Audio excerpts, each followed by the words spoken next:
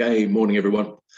Welcome to the live briefing on Tuesday, the 23rd of November. It's good to be back doing live briefings. Yeah, looking at this chart, interesting things to note of it. If you're sat at Lasham, well, the rain's cleared there. I've just spoken to the office, and that will be the fronts going through here. And we're in a gap between that sort of quite active occluded front, and as you can see on the chart, they painted in trough lines, and you can start to see the evidence of those coming in. And what you're also seeing is a tightening of the isobars as the morning goes along. So and certainly into the afternoon. I'll talk about that in a second now.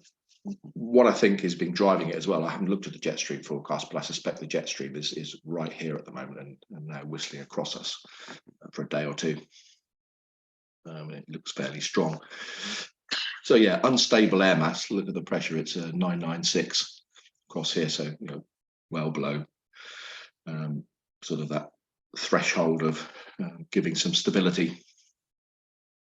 So forecast today, I think, consists of strong winds. The TAFs, they've actually shortened, interestingly, from about 3/4 of an hour ago when I looked at Farnborough's. And the key bits, really, forget anything that's before about 10 o'clock. Forget that bit there. 240, 12 knots. Actually, I'll look at the TAFs as well. We're starting to see that it's going more westerly than that, and it's certainly stronger than that, both here and then to the west of us, scattered at 2,000 feet. I think we've got scattered clouds here and there, and there's the potential, they're saying between 9 and 10, 15 gusting 27. I think it might be a little bit less than that throughout the day. That's obviously with the odd shower. And then talking about the instability, but the main one is they're saying 250, 15 gusting 25. Gatwick are suggesting 270, 15 gusting 27. And if you look at the METARs, which are the airfield forecasts, the two interesting ones,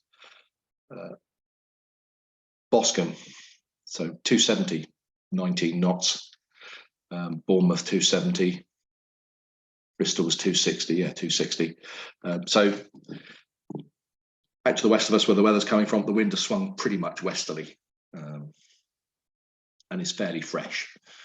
I think we will see gusts. Lasham Weather Station was showing when that rain went through gusts of over 30 knots. Tailed off a little bit, but we'll certainly keep an eye on that today. The upper winds,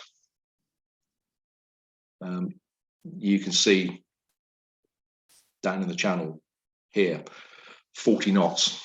They're sort of saying 250. Middle of the country, 25. So somewhere between the two.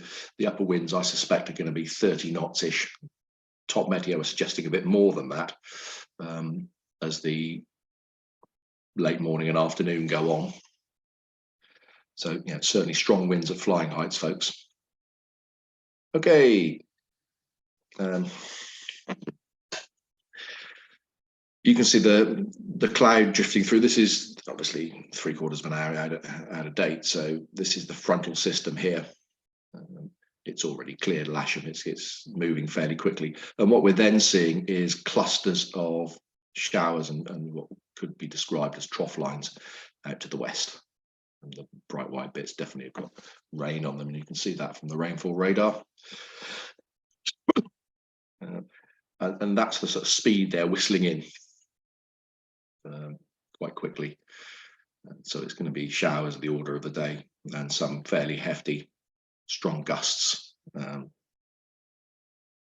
throughout the day. So yeah, interesting forecast. It's certainly flyable, but with a number of caveats and cautions to go with it. Temperature-wise, the BBC said it's about average for this time of year. It feels really cold compared to a couple of weeks ago when we had 16, 17 degrees. And it was really pleasant at the launch point. It's going to be quite biting in that wind.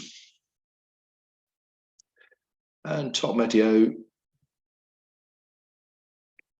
we'll look at the cloud amounts first. So 10 o'clock shows the front clearing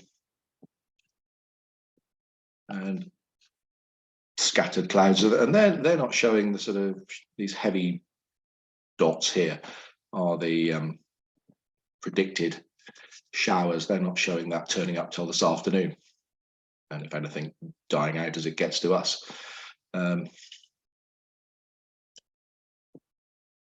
The rainfall forecast might be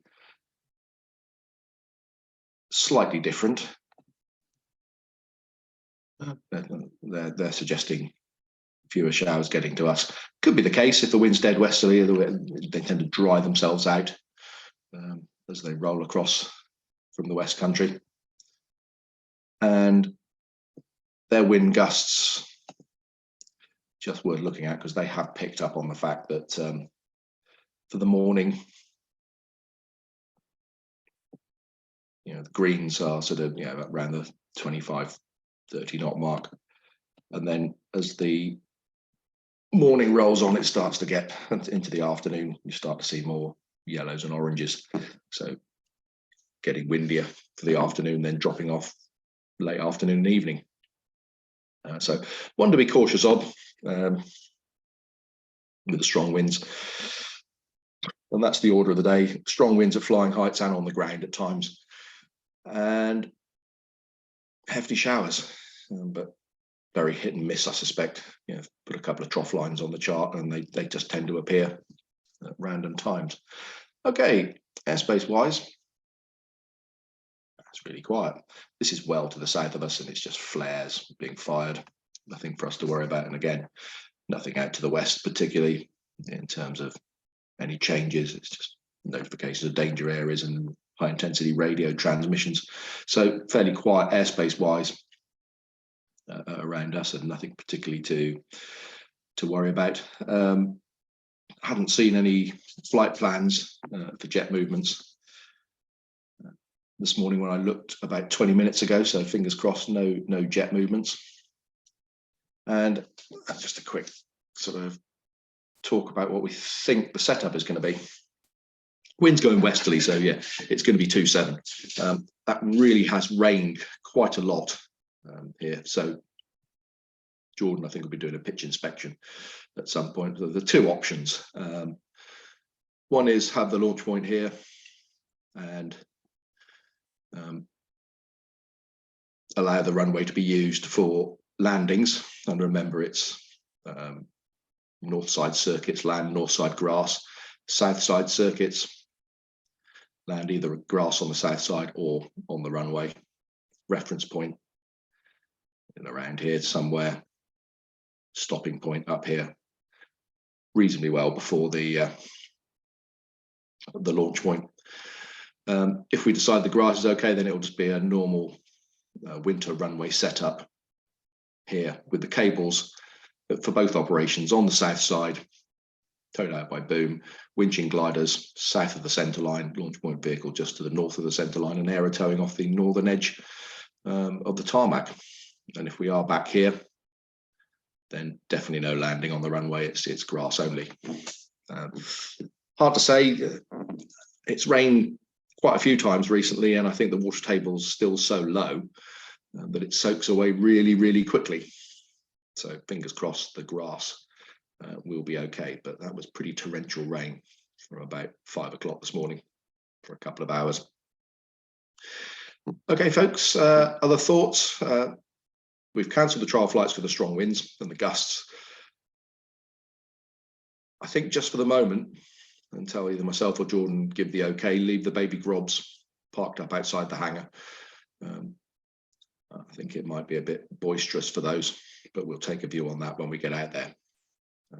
K21s, K13s for instructing, and it's likely to be, it's definitely red card, possibly yellow card, minimum solo requirements, bronze and cross country endorsement, and reasonable amount of experience in these conditions, but we'll see.